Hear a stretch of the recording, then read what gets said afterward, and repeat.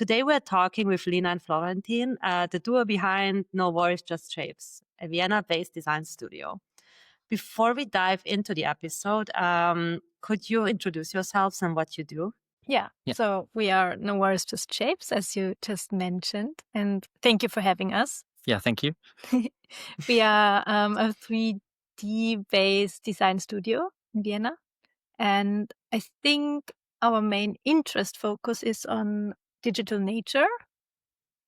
That's kind of the topic we like to explore. Do you want to Can add you something? explain what digital nature is for people who don't know? Yeah, I think it's about the concept of not copying but extending kind of what we have in organic tactile surfaces and experiences, kind of to extend that into the digital room, but not not just copying it, but extending it. Yeah, because nature is already perfect in its imperfection. That's a nice way. Yeah. That's a nice way to put it. And before you founded your studio, what did you do before?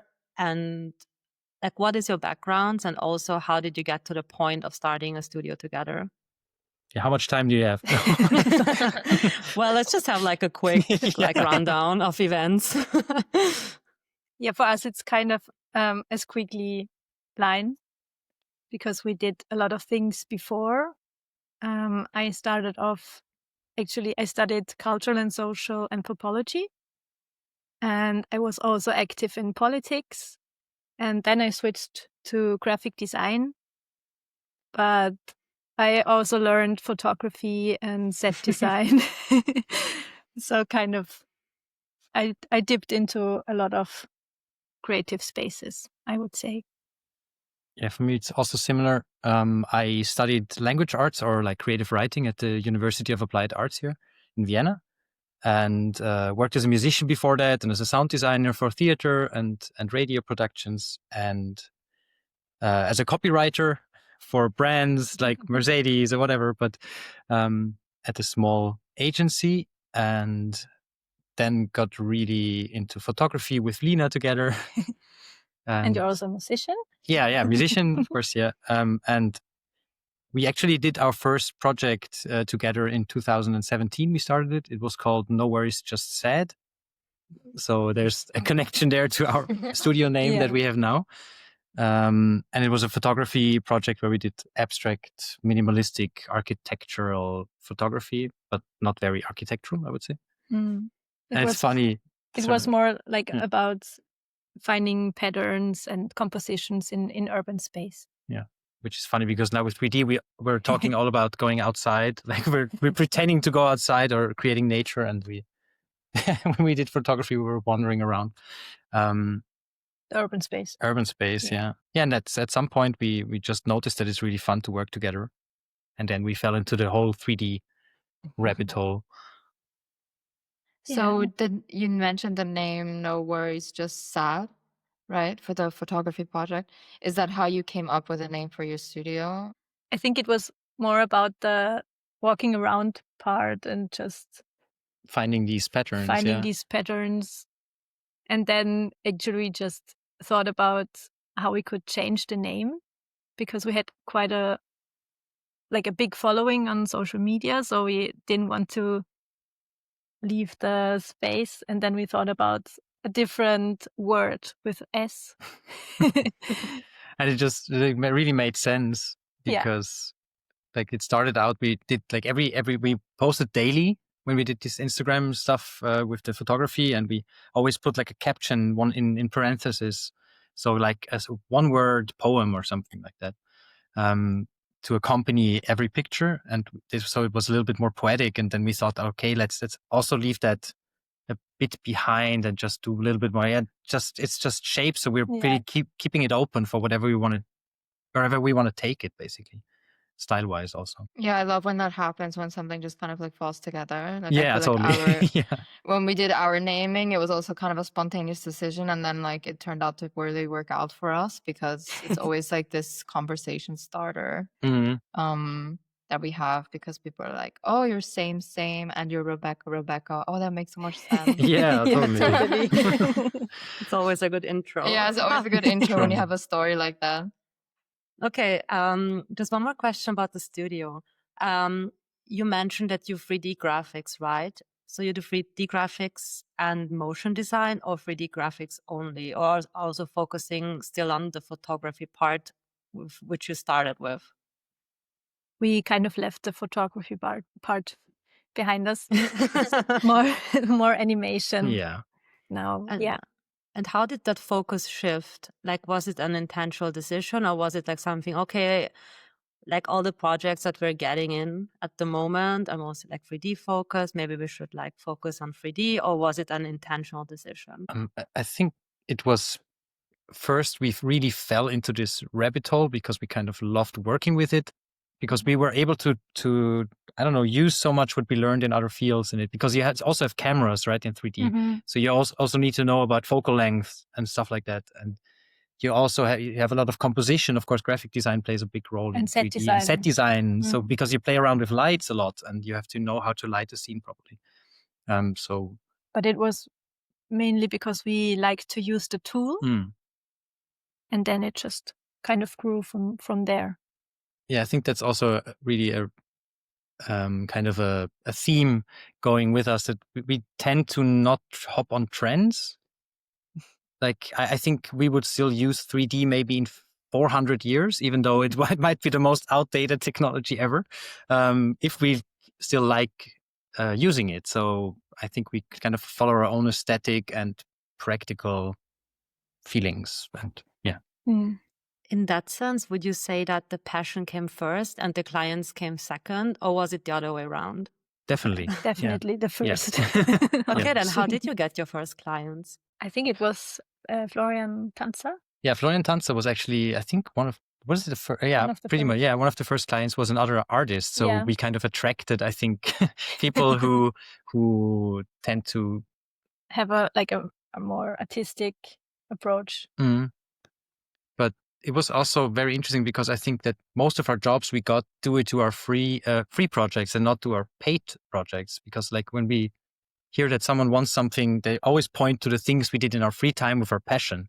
And like we want something like that, but a bit different, of course. But so I think that's a good takeaway. Yeah, I feel like a lot of clients, when they come to us as well, they come to us for the crazy projects that we did. And funnily enough, sometimes then those projects don't turn out that crazy at all, but they really are attracted to the idea of the craziness and of the potential it could have, but then it just goes into a different direction. I'm curious about your current clients. What field or what background do they have? Or do you have like super similar clients, like set of clients, or are they coming from different fields or backgrounds? We're currently working for a big international client, but it's under NDA. And we did that for the last 1.5 years. And then we have some other clients that are more in the cultural space, I think. Yeah. The other one is like a big commercial client.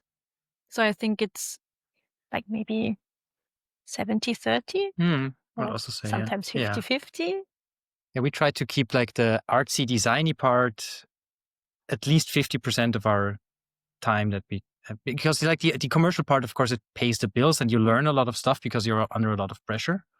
But the other stuff is where you get more creative freedom, I think. But what I thought was really interesting is that we do these really intricate surfaces and like very close up detail stuff. And sometimes they look really gross because like in nature or whatever, like it looks really slimy or broken or something. And then, but like some other studios, they saw that as, I bet you can make really nice surfaces for close-up shots for ice that breaks or something, or like you want some fruit juice that looks really nice in a close-up or something like that.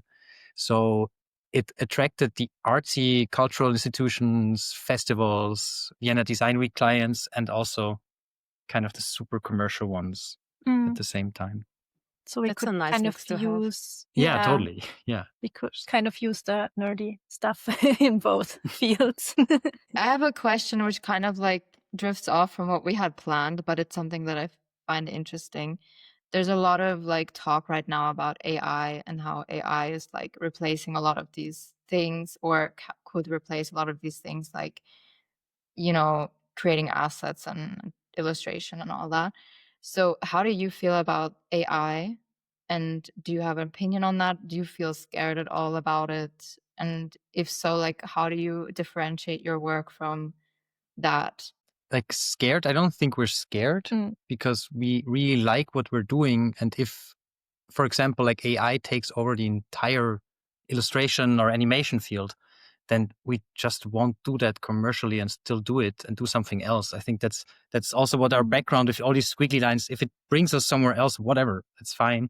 For me, I have like the whole copyright thing about AI is, for me, that's not, I'm kind of curious why everyone is so surprised, because like I don't know, how am I allowed to use strong language on the podcast?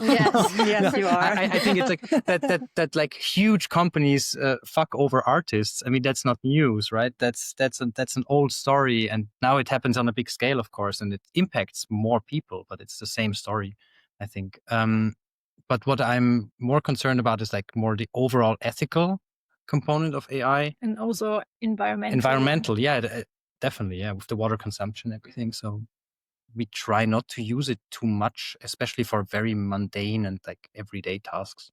I personally, like, our opinion has always been like AI might replace certain ways that we do things, but I don't think it can ever replace somebody's creative vision or strategy. So is that something that you lean into as well in your work, is the strategy of it all and like the creativity and artistry of it? For me, I think it's also the discussion of like craft, because a lot of artists really, like, it took them years to craft their skill set and to learn the craft. And I think a lot of us really like doing it. So I think I really like the process of it. I don't know if I would like the process of using AI. I think we do have a lot of like some things are really nice. Like in Photoshop, you can do a lot of good stuff with it. True. Yeah. And there might be areas where it's really like handy, like in areas where we don't have the expertise maybe, or don't know anyone who could help us out. I think I lost the point, but I think it's really tricky to answer that question because you don't know what will happen. And I think maybe it's fun to experiment with it, but a lot of parts we really like maybe will get lost. And that's kind of sad. Yeah. Like for me, I really like to draw, and I really like the process of finding ideas with drawing. And I don't like to prompt. Like it's really boring for me, because then I'm just and that's not my skill. Yeah. I don't know. Yeah, I also think like the end product, funnily enough, often enough, is a byproduct of the process. Of doing what you really like. Yeah. Yeah, that's something we always say, is that people aren't buying necessarily the final output, but they're buying your process and your ideas and how you got to that final product. And the output is kind of not that important at the end of the day. Totally. And I think they also buy like the creative process, because like it depends on the person and what the experiences they had and what they feel. And I really think that kind of ends in the final project, in the final product. Yeah, so definitely. I don't know about that. I'm kind of curious. Yeah. Also. Yeah, definitely. Yeah. I also like, I hope it, I never would want to offend, for example, AI artists. There's a lot of people out there who do amazing stuff with it and really have their own style Definitely, with it, like programming their own networks and whatever. That's also a craft, of course. It is. Also, we do see it as a tool, of course, and also as a craft. Yeah, but maybe it's not our. Yes, exactly. I also think that like, when, at least like, I think when we started 3D, it really was never about, we're gonna make this a career. It was just, look what we can do in this amazing space that you can bend time and space wherever the way you want, kind of. I think that's a really important quality to have. Also, what you said about adaptability. Like, if you were ever really replaced, you would just find something else to do, and you would still do this as a hobby. Yeah. I think is a really healthy way to look at it. And also, in our experience as creatives, we have to adapt to the market, and we kind of have to just see what's going on and how do we need to change our positioning or our services so that we still remain relevant and also still have clients contacting us. So regardless of whether AI is going to replace or not, it's still an important quality to have. I think arguably it's one of the most difficult things, to always be alert and always having to pivot and pivot and pivot, depending on the market, depending on the clients, depending on so many different factors or variants that have nothing to do with your business. Yeah. Or like your work, actually. Like the work stays the same, but you still have to pivot. It's like, it can be super exhausting. Yeah, definitely. Also, at the very fast pace right now, I think. Yeah. I agree. Even though like the tools are still very secluded from other software, except for like Photoshop maybe, and slowly it's they're turning, like there's integrated tools, but in 3D software, like in Blender, there's a lot of add-ons I think already. But as we're mainly using Cinema 4D, there's like not really something within the software that is AI based. Or we're not aware of it. So I think that, I mean, there's still some processes that I would like to skip in 3D, definitely. Like some technical UV unwrapping stuff and whatever it is. There's more fun. Yeah, there's more fun to have in 2 or 3 hours than to UV unwrap a complicated model, I think. Yeah, you mentioned with Photoshop and the AI tools in it. I think a good example of what you just mentioned for Photoshop would be like the cutting things. Yeah. Yeah, totally. Like removing the background. Removing the background. Yeah, so it's such a handy tool. Sure, it's not always perfect, but it does the job, most of the job for you, and that's amazing. Because what you just mentioned is this tedious work that you kind of have to do. And I remember like once we had like a photography project, and I had to like remove the subject of the background, but it was super difficult because the lighting was shit, and I don't know, it was overall extremely tedious. If I would have had it back then, this would have been done so fast. But I was struggling for days just to really like get it right, and that would have accelerated it. I think the benefit is definitely it frees up your work or your time to do the stuff that an AI wouldn't be able to do, which is like the really highly creative part of the job. And that's what's nice about it, for sure. Yeah, I agree. I'm gonna pivot a little bit. Yeah, so I kind of got us off track just because it's a topic that I'm really interested in, because it's just something that's like very very multifaceted somehow, like with the ethics, but also like the creative side. But go ahead, you can continue on your plan for this episode. No, I'm just shifting gears a little, because when I was researching, as when I was on your website and researching a little bit, I saw that apart from, of course, doing the work that you do, you also do community building, as in meetups, and you also do public speaking. And I was really interested in that part as well, because it takes a lot of passion, and I guess, I think that sums it up well. It takes a lot of passion to actually start those things and do those things.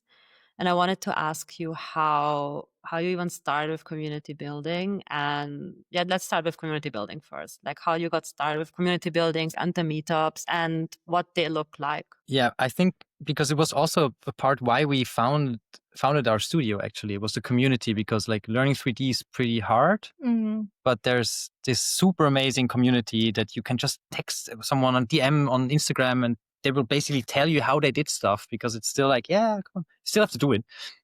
Also. But it's a very helpful community. And so we met Vincent Wagner. Shout out to him. He's an amazing 3D typography artist from Vienna.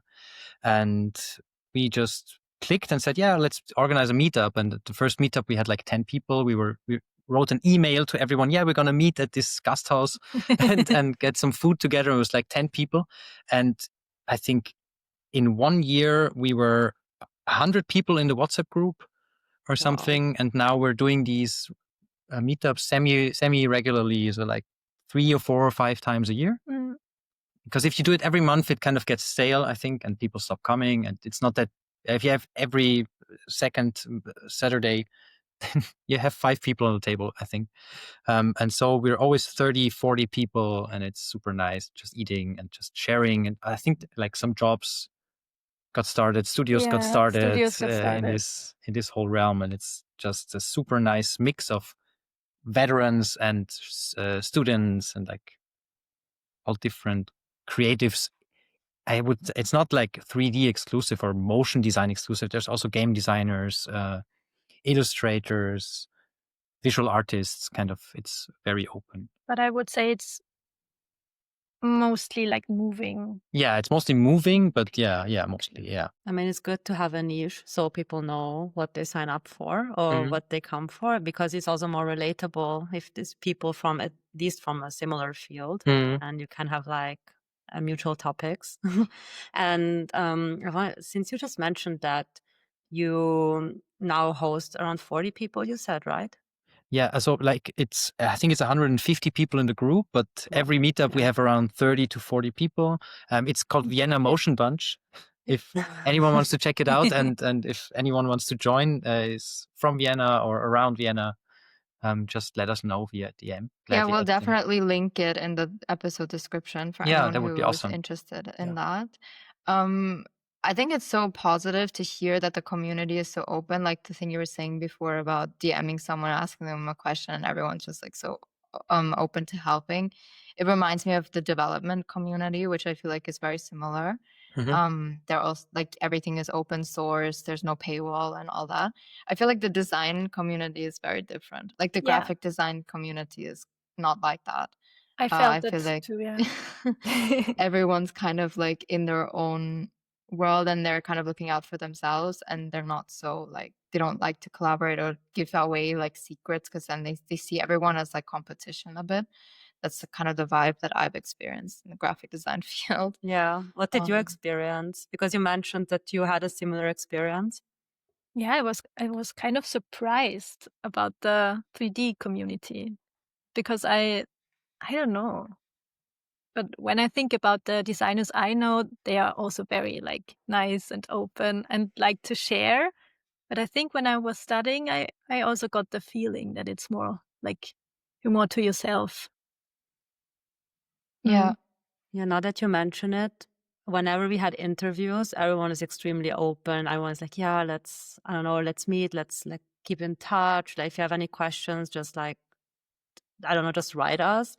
And it's crazy to see it happening after you had such a bad impression of the design. Not a bad impression per se, but a different impression of the design community than, for example, the deaf community, when you mentioned the differences. Yeah, I think it's mainly just online. Like, I don't know, designers I think are just maybe more introverted. They're not necessarily not open, but they just aren't seeking that, which is something we are also trying to actively change with our community. Also a reason why we started the podcast.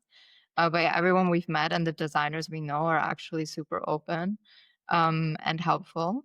But it's just this weird like aura, I guess, that you have in the design community, as if they wouldn't be open, but then as soon as you do ask them, they are super open. Yeah, that's true.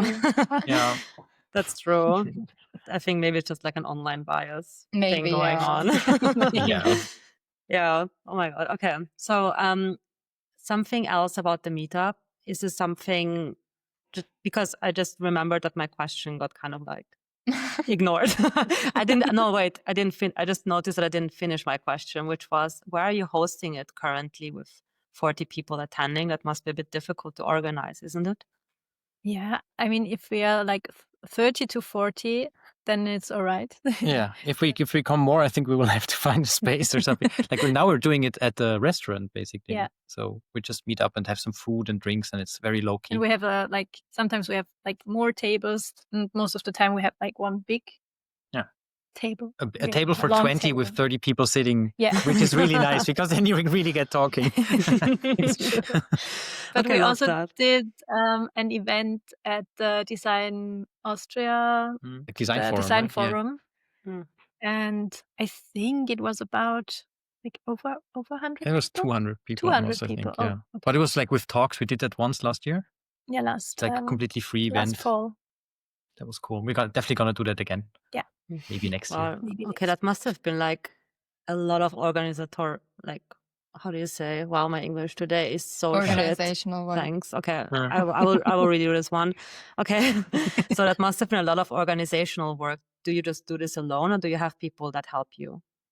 We're doing it with Vincent. Yeah. So we are 3 people. But we also, like, for the event, we had like help from people from the community, basically. Like also we had 8 speakers that did like really short 5 to 10 minutes presentations, which was really nice. And they were all from the meetup. So and like the sound, I think the sound system was from Tobias Zotter, like from Left Studio.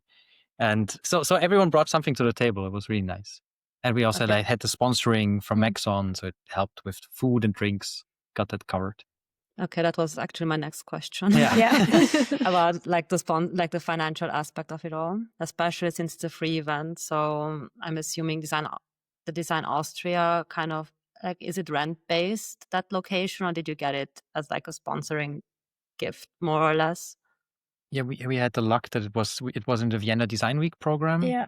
So it was kind of I think the Design Forum has 1 or 2 program points that they can kind of install in the Vienna Design Week. So we got the space for free, which was super cool. Can you, I'm super curious about the process of organizing an event like that. Could you just like give us a quick overview or a quick glimpse into how one organizes an event like that? Yeah. It all started at 2 a.m. with a shot of Berliner Luft. No. Yeah, maybe it was like that. I think it started like that, kind of. Yeah, I think it was kind of an idea at some of the meetup, at one of the meetups, and then we met up with Vincent for like 1 or 2 times, and just like sketched out the whole program or what we imagined it to be. I don't even remember how we got the. I think we talked with someone from the Design Forum, from Design Austria, right? First, and then we met there, and they were like, "Yeah, let's do that," because there's not a lot of there was at this point not a lot of motion design happening at the Design Austria, and yeah, true. And then they came up with the idea to have it in the Design Vienna Design Week. Yeah, that was really nice coincidence, because we said that we would like to do it in the end of September.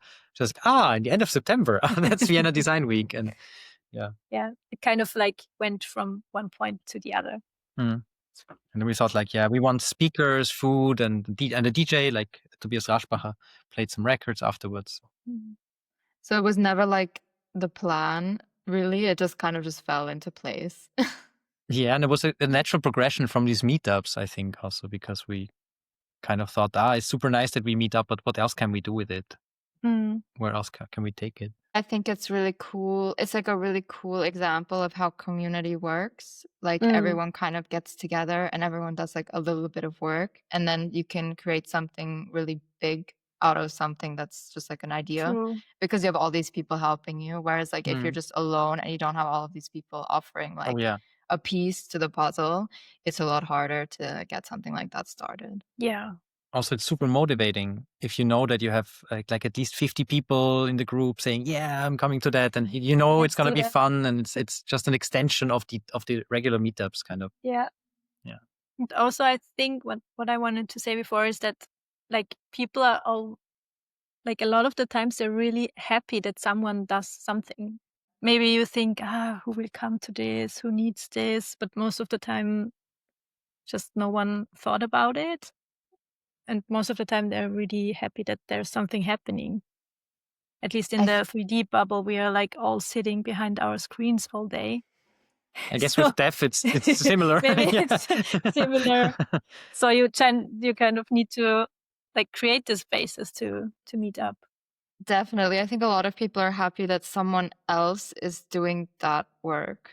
Like, I think a lot of people have these ideas and they're like, oh, it would be so cool. But they're like, they don't want to be the one organizing it. It's like when you go on holiday and there's always one person who plans everything. Yeah. And then there's the people who are like the passenger people, like just they're there for the ride. And I think that's, I don't know, a lot of people, they really want to do things, but they need someone else to kind of plan.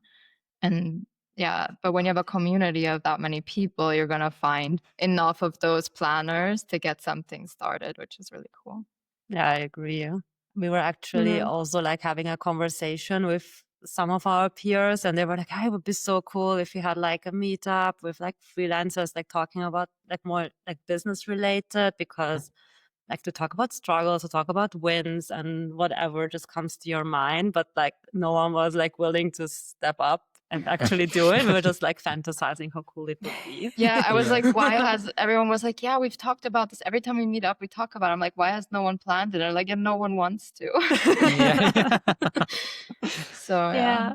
But sometimes it only needs like one person that starts something, and then another one steps in, and then another one. Before we did the meetups, we thought about doing, when we still had an office, like a studio, we were thinking about, let's invite people every month for drinks, and let's call it No Worries, Just Drinks. Very true. Then so now I just thought, because you have same, you could say same but with drinks, or same but okay, maybe we will contact you guys about the organization.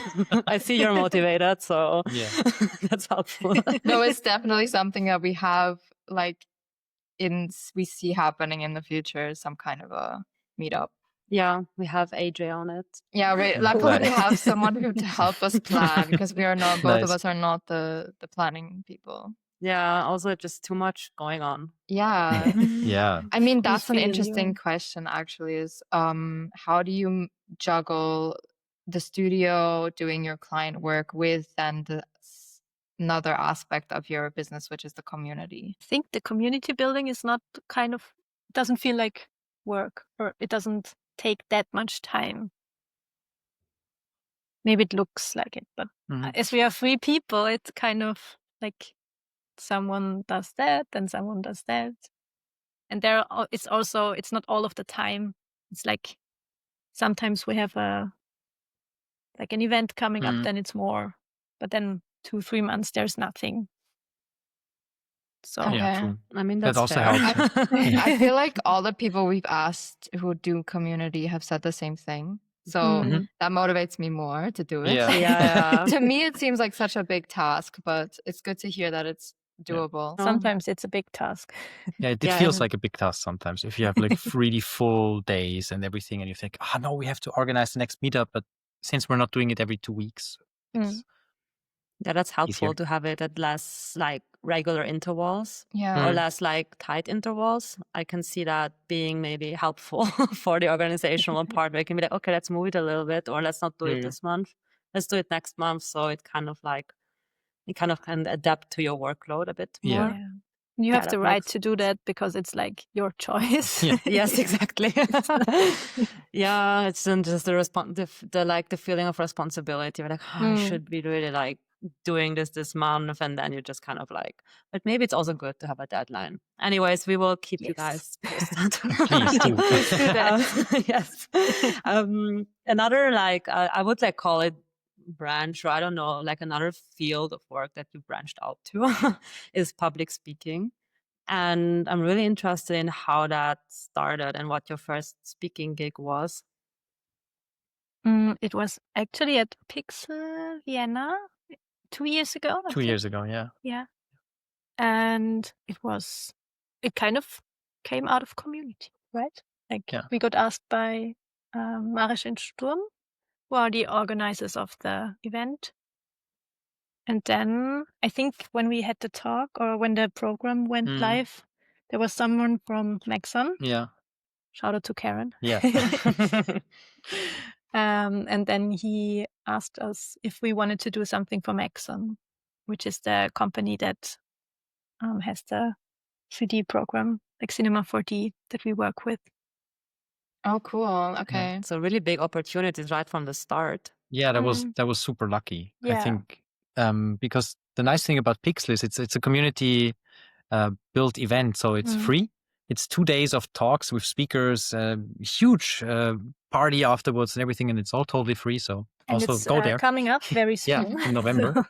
Oh, nice. And then from this, actually, like in the year after that, we created the conference titles together with Marisch and Sturm for the next one. So it was like it kind of had a turnover even. Yeah. And yeah, then we did for Maxon, yeah. Which is super nice because, I don't know, they have these amazing events, of course, like they take you to other countries and to other, so that's really cool. And okay, I'm really curious because I imagine like standing on a big stage as the first speaking gig could be kind of like intimidating, at least what I imagine it to be at least. How did you feel about it and how did it go? Don't look at me.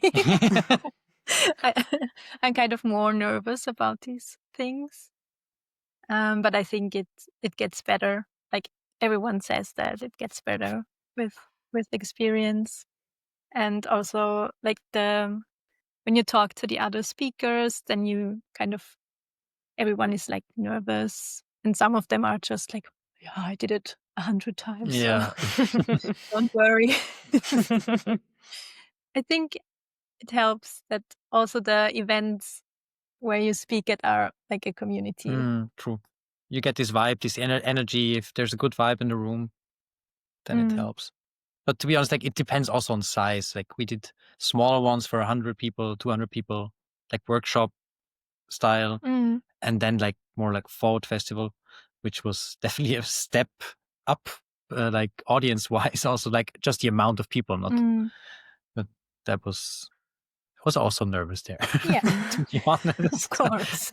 I'm curious, what's it like speaking in front of such a huge audience? Like, I feel like when the audience gets too big, I have real difficulties on focusing on certain people, and you cannot really like engage with them. It's more like speaking to an audience rather than engaging with an audience. I'm not sure if that's actually experienced. That's just how I imagine it to be. So I'm really curious to hear about your experience. I was really afraid at the Forward Festival, but it kind of helps because they're at Gartenbau Cinema and you have like the huge screen behind you and then you can play all your videos or your content and everybody looks at the screen. You look like Fliegenschiss. You look you're very small on the stage and it's dark. You can see maybe like the first 5 rows. And it really helped that it's just so nice there. Like people are motivated and like you also sit in the audience before the talks and you're very curious and then you can imagine that the other people are also very curious about it. Okay. And you know that they are mostly nice. Yeah. Yes.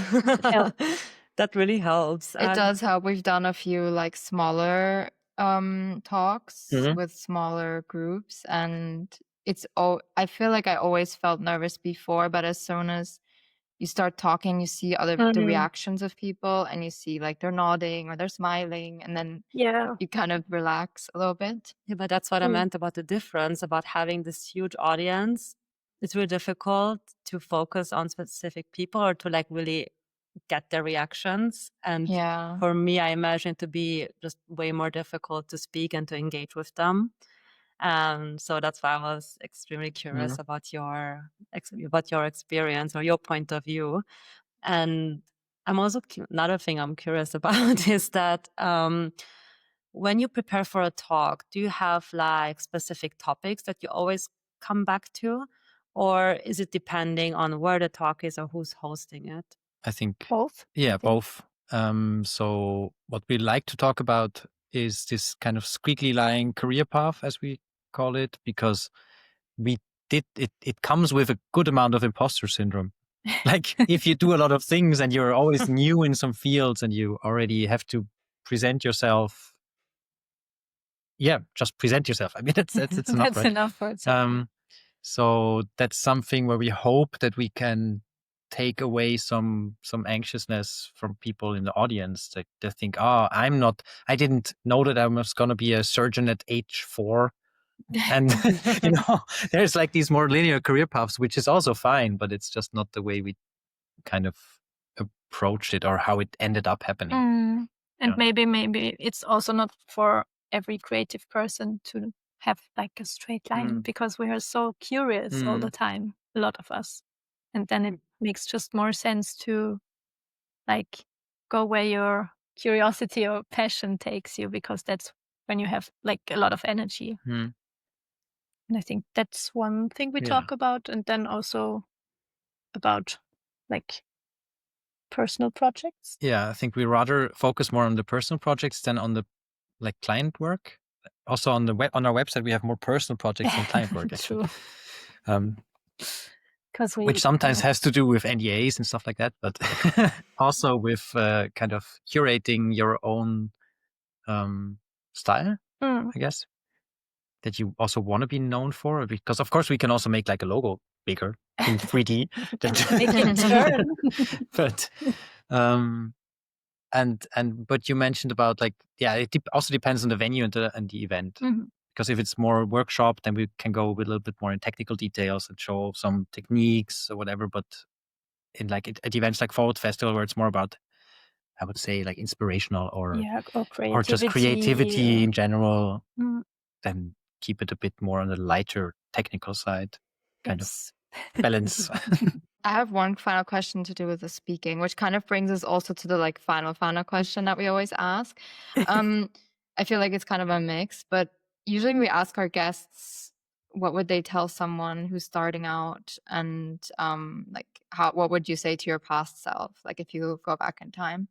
But since we're talking about public speaking, what's something that you hope people take away from a talk that you give, or also like a community event? And how do you think that like helps people who are starting out? It's a really good question. I mean, it sounds cheesy, but you're not alone. Yeah, I guess. I think that's something I'd like to have people take away from both. From talks and also from the community events. That's true. Yeah. Because I think like a lot of people are like, it's not even if it's mental health issues, it's just life in general. I think if you feel alone, you struggle with finding your place. And I hope that people can take away that you can find it if you follow your passion. And it's of course you have to work everything, but it's a good mix. It's a balance of and community is everywhere. Like everything we do out of a sense of ritual, community rituals, basically. And also in this fast-paced time now. Yeah, that's something we hear a lot from our guests. Is like, don't be afraid to ask for help, and then don't think you have to do it alone. And I think that's really valuable, because it's something that a lot of people struggle with for some reason. I know I used to not be able to ask for help. Same. Yeah.